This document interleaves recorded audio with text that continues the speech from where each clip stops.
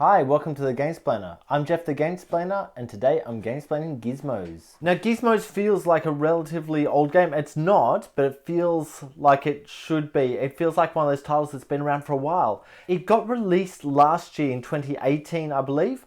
I have the second edition of the game, which was released this year, 2019. The major factor in that second edition is a plastic dispenser. This is so much better for the game. I really appreciate Simon for putting that in and for doing that second edition. I believe that the original edition that was made of cardboard or something to that effect, and the players that I've spoken to who have the first edition of the game tend to not play it simply because of that. It kind of falls apart and is a bit gross to work with.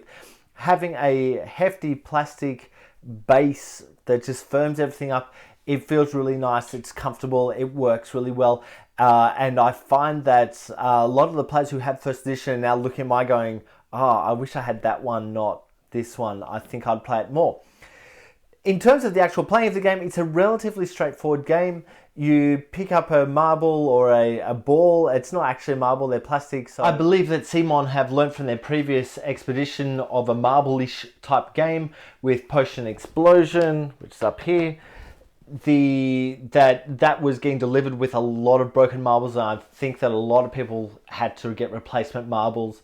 I was one of them, had to get replacement marbles. So I think that that's something that needed to be dealt with and has been dealt with really well, because we've still got marble-ish kind of things, but they're now made of plastic, and so they don't break in the box, and it's just cheaper for everyone, and it works just as well. In fact, I think I prefer having the plastic balls rather than the actual glass marbles. In essence, what you're doing is you're taking something from this tray, these couple that are available. I think there's about 6 available. You take one, you put it into your ring. At some point, you're going to want to spend the marbles that you've got in your ring to purchase another card. That card will go into your little tableau, and then the decisions that you have is which of the areas am I trying to build up, because what ends up happening is you'll have one of the lines is quite long with many cards, and each card gets action. So there's this little action thing, and you do the first one, then the second one, the third one, and it's possible for you to do quite a lot on that one turn simply by choosing the correct action. Or you may choose a different action because you wish to get these other things to happen, or there's a real little funky, I want to do this, but I need to do this kind of thing going on. I kind of enjoy that. I kind of enjoy this game. I found that the end condition is if you've either got so many cards in front of you, or if you've got, I think it's 4 of the level 4 cards. And so going for either of those two is a worthwhile thing to do, and it's actually the games that I've had, it felt more appropriate to actually go after the level 4 cards.